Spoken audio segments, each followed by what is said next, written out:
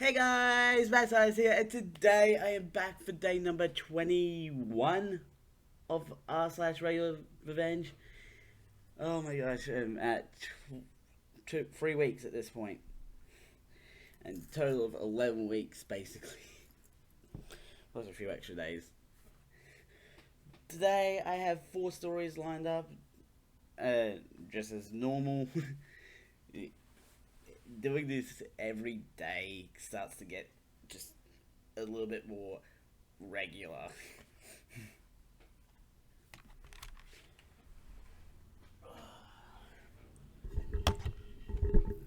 Let's start with this one.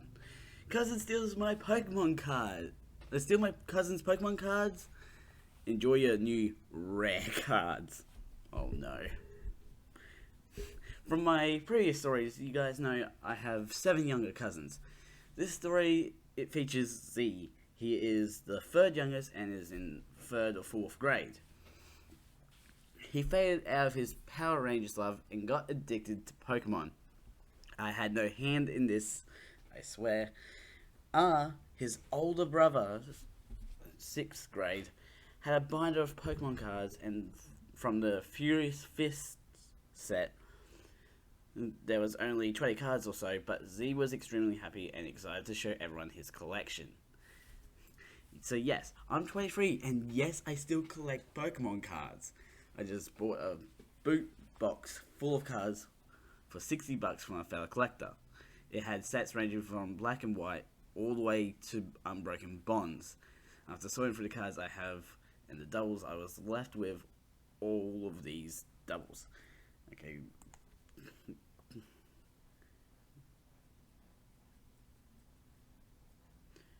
Whoa.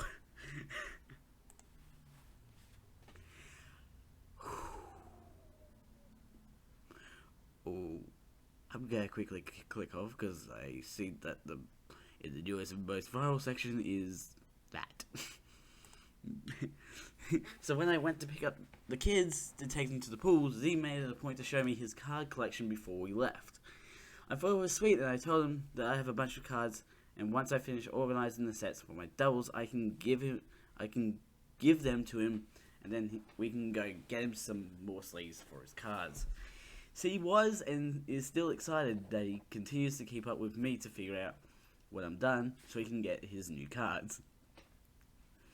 After I took them to the pool, about a week or so later, I hear from Drax that JR got into a fight. I meet up with the kids and get the story. JR had invited his friend over to play games. JR had went to get snacks, and the friend got nosy and went through the boys' stuff. He found Z's card collection, he emptied out the sleeves, and stole the cards in addition to $20 from JR's sock drawer.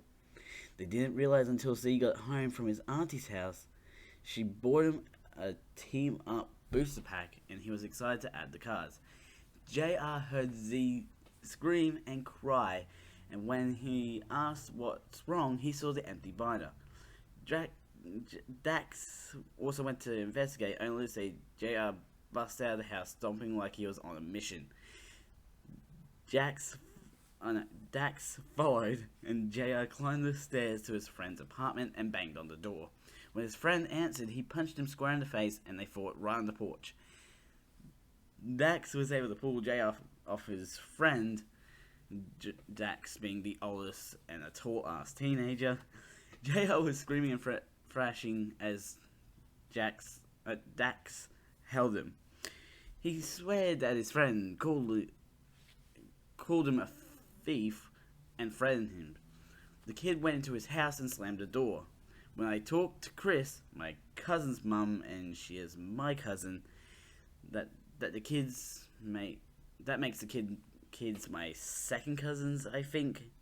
She told me that she apologized to his mum, and the mother refused to give these cards back because we had no proof they were his. So I had a brilliant idea to get this kid back. Now, I know you guys were like, just giving your doubles. I was, and was still organizing them, but he did have 1 or 2 rare cards that I didn't have doubles of, considering I had maybe a handful of rares in this pool. A few months before, I had bought fake Pokemon cards off of Wish. I bought them so I could train my eye to look out for fake Pokemon cards. The bend test, the color, the spelling, the feeling, the ripping, etc. Mind you, these fake cards come with a lot of GX and EX cards. Fake cards always come with ultra holo rares. To the untrained eye, these cards looked real so much that I tested it on my sister, Mum, JR, and Z. They all thought they were real. I let my cousins Chris and Z in on the plan. We put the fake cards in his sleeves, and I told him to brag to everyone he knows about the cards. He does, and the word gets around the duplex that he has some ultra rare cards. The kid that sold his original cards, of course, hears this and wants to come over. I spent that night with the kids and Z is hugging his binder. The kid comes and he has his Pokemon cards in a small pile held together by a rubber band. I cringe at the sight and pray once we get them back that none of them are damaged. Both of them sit at the table and you could tell, but the smug look on the kid's face, he thinks he's about to strike gold. So I heard you got rare cards, kid says. Z, yeah, my cousin Momo bought a bunch of packs and she gave these to me. Z opens the binder to show the ultra shiny rare cards. The kid's eyes widen. So these are my cards. He laid out cards after removing the rubber band, and I was happy to see they were still in lightly played condition. I trained Z on what verbiage to use when he started to deal with this kid. See, you want me to trade my rare cards for those? They look common and they aren't near mint. Kid visibly confused. Okay, well, I also have $20. I can give you the 20 and all these cards for these rare ones. Rubbing his chin. I don't know.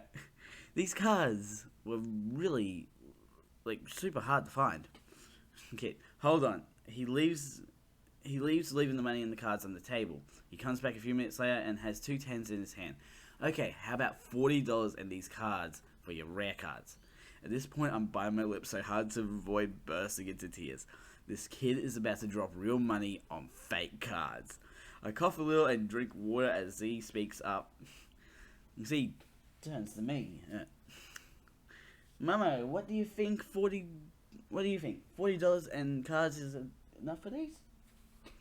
I mean, you do have 7 ultra rare holo cards.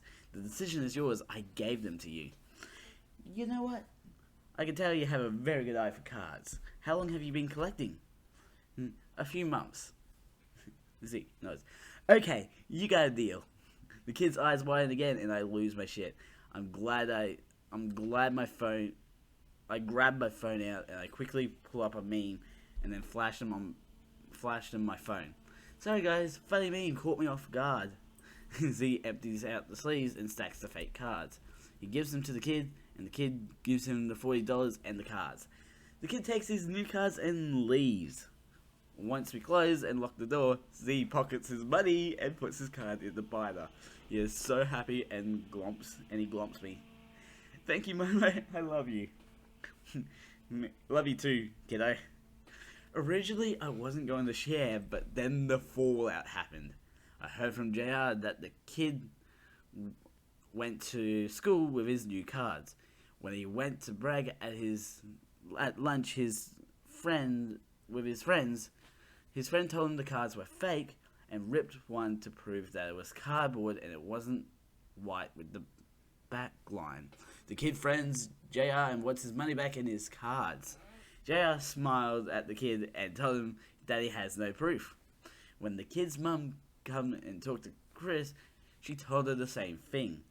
Needless to say, the kid is never allowed anywhere near the apartment, and all the other kids in the neighborhood knows he is a jerk and to avoid him.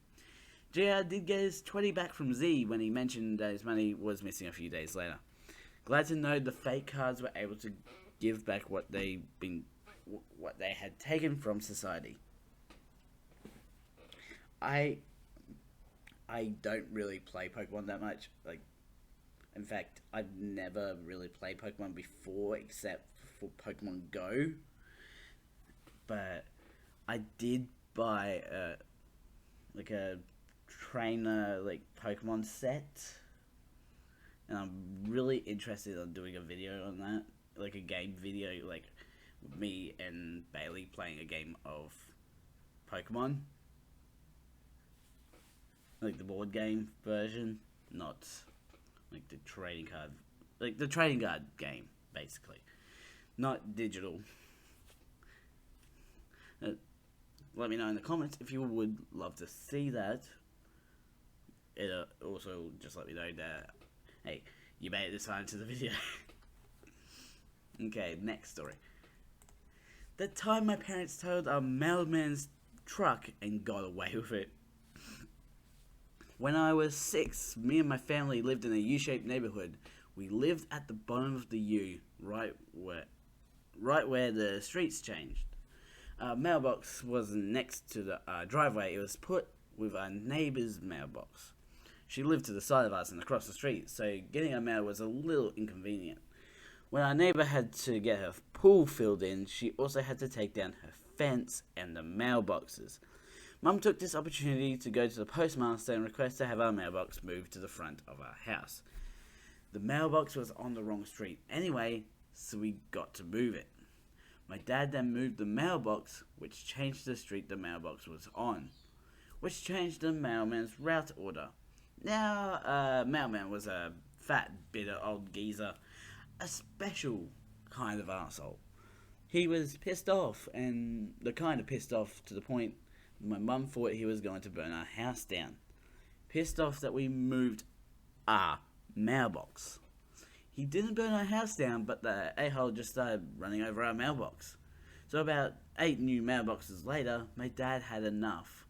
Fun fact about my dad, at the time he worked at a steel plant, so he got an 8-foot long mail pipe and dug 6 feet down and put the bitch in with concrete.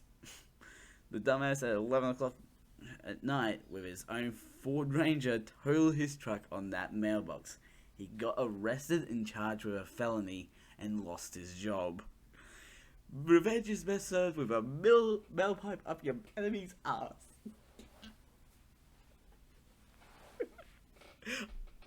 That's a new one. That mailbox is still there 9 years later and was barely scratched. Some people are calling this fake and BS, so here's a bit of a mailbox. It had to be removed though. My mum just told me the guy died of cancer. I don't know how to feel. Here's a drawing of the street for those who are confused. So, wait. Okay, I'm gonna ignore the cancer bit, because, that really sucks. But, if you remember back to I think the first ever episode of RegularRevenge, there was a story of a snowplow versus a mailbox.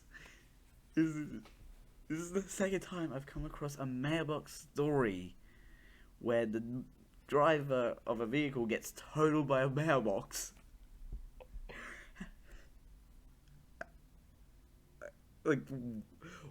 Never tell me the odds of coming across 2 posts to do with mailboxes. Oh my goodness. Okay, let's move on to the next story.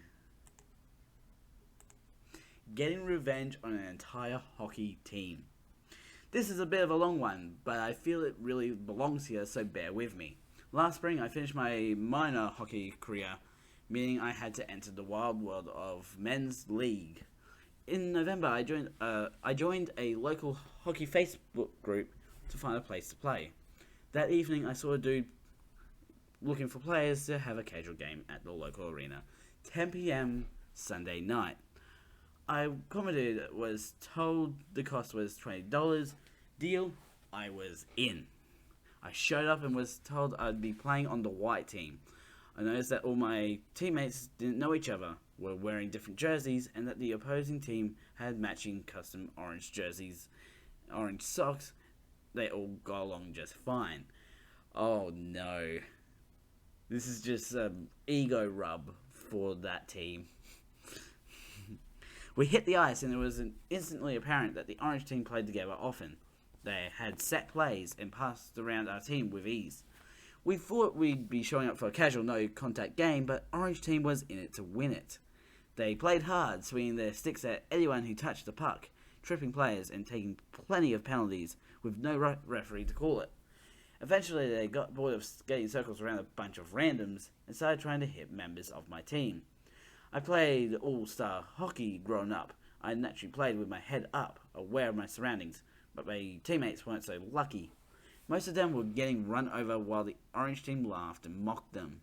The game ended when half my team left, injured and realizing they paid $20 to get run over and embarrassed by these guys. I stuck around in the dressing room after and made sure to ask lots of questions. I sat next to the team captain and found out that the orange team was an actual beer league team that played together every weekend. They played their league games on Saturday night, then rented the ice every Sunday night to practice. Their idea of practice was getting together a bunch of randoms via Facebook, advertising the session as a casual skate, then pummeling them for fun. He said that a lot of guys wouldn't come back to play again, complaining about their hitting, saying the skate was not fun, and that it was getting hard to find people to play, but he didn't really care because he found it funny, and he was also making a profit from just abusing people. After watching this guy and his team con 11 guys out of $220 total, promising them a fun game, then beating them up and playing unfairly against them, I wanted to do something. I could have taken up with the admin of the hockey group, but that would have been too easy and no fun. That weekend I paid close attention to the Facebook group. Sure enough, on Friday night, the captain posted the same ad I saw last weekend. Within minutes, the comments were flooding with a handful of players about to be tricked like I was. I quickly PM'd all the players, notifying them of what this guy was up to. They were surprised but thanked me for telling them. Sure enough, they all went back to the comments to cancel on him using various fake excuses. The next day, the captain posted a desperate ad, followed by another on Sunday morning. Less and less people commented. Perfect. I did this for a couple of weeks, messaging players and telling them to avoid this guy and his team. Nobody snitched on me, and slowly he stopped posting in the group. Interested to see if he'd cancelled his practices altogether, I called the rink and asked if the ice was booked on Sunday night at 10. The rink attendant said that a beer league team was practicing at that time, and it was the only open ice available for the winter. Learn skate sessions were on weekend mornings, minor hockey games happen on weekend afternoons/evenings, and junior games happen on weekend nights. Beer league games happened late night Saturday, and the beer league team always booked practice on Sunday night.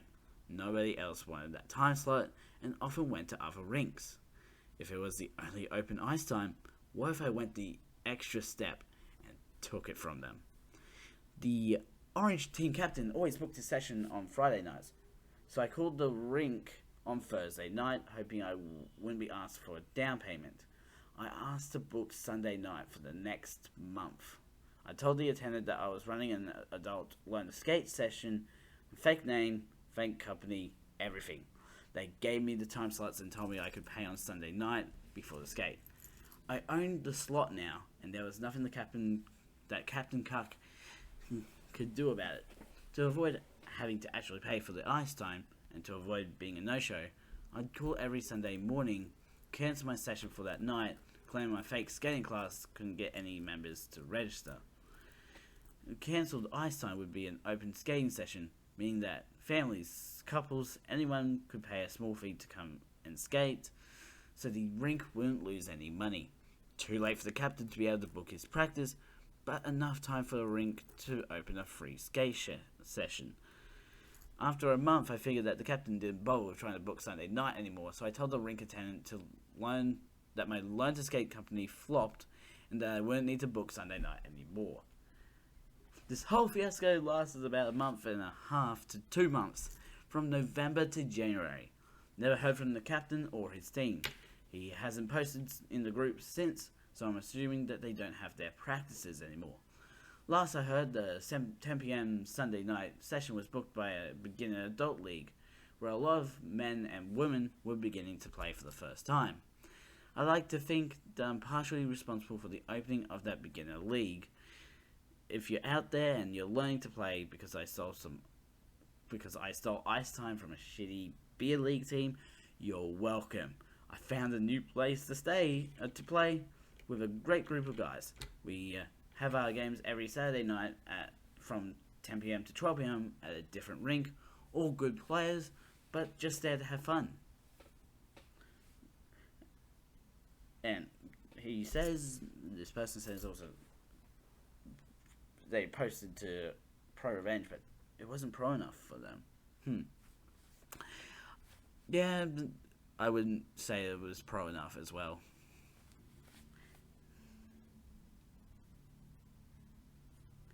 Okay, last story. Buy a cat when I'm pregnant? It's mine now. Regular cat emoji. My husband and I have lived with housemates, a gay couple, for the past 2.5 years. I'll call them Cool and Jerk just because how each one acts. We previously all lived somewhere that didn't allow pets, but moved about 6 months ago to a new place that allowed pets. Both were excited about the prospect of getting a pet. I was 6 months pregnant at the time, and they were discussing getting a pup. I talked with Cool about how all our lives were about to be turned upside down, so it'd be best to wait a few months after my baby's birth. He agreed. Everything was fine. 2 months later, I started maternity leave. I hadn't even been on leave a whole week when they dropped the bomb. They were picking up a kitten the next day, Saturday, and had already paid for it. It was a normal kitten, not a designer breed, tortoiseshell, or anything that would mean that they had to get it right now, instead of waiting a few months. Jerk was gushing about how cute Cat was, how Cat would love him, and how it'd be the best cat dad ever. It was clear he pushed this for everyone else be damned. I pointed out since I was the only one home all the time and the kitten was a baby, I would need to keep an eye on it, something I didn't have the energy for. The boys promised me he wouldn't be a bother at all. Lies! Damn lies! I was the only one that bothered to teach the cat basic rules. Don't climb on the table, in the sink, or go into my baby's room. Don't climb all over me when I'm sitting down or try to eat my food as I'm eating or ever. But the boys didn't like disciplining the cat, even though they didn't want him doing the above behaviors. They didn't like me stopping him, but they got really salty at me for letting him do bad things. It got worse when the baby was born because I was exhausted, my baby wouldn't feed properly, and I was trying to stay on top of all the bottles that she went through and kept myself fed. And I had to deal with a kitten that would chew through electrical cables. Why? Running around crazily and knock over ornaments and furniture, waking the baby and me. Climb all over me the few times I could get a meal prepped, and constantly attack anyone that walked past his hiding place next to the couch. I was fed up because I was essentially taking care of 2 babies. And by this time, Jerk had given up caring for the cat. Not playing with him, Cool feeds him. The most he does is clean the cat's litter twice a week, but he still wants the cat to love him most. So I made a plan. I played with the cat, cuddled him, fed him some extra biscuits. They never put out enough, and did everything I could to make the cat love me. Now I get a vindictive bit of glee watching the cat ignore any of Jerk's attempts to get pets or cuddles and have him curl up to me instead and start purring. TLDR, housemates get kitten when I'm 8 months pregnant after promising to wait until my baby is born. They let it run wild, The jerk who insisted on getting it ignores it. I make the cat love me most, which ticks off his jerk owner almost off every day. Update. Jerk tried to cuddle Cat as he was sitting on top of an armchair, and Cat scratched him. Jerk pushed Cat off the chair. Cat came over and hid behind me. If you're gonna get a pet, you need to be able to care for it on your own. It's like OP was pregnant at the time. You got a cat, and so OP just basically made your own cat disown you as your owner, and oh my. What a jerk. What an absolute jerk for buying a cat and then just being like, it has to love me because I own it.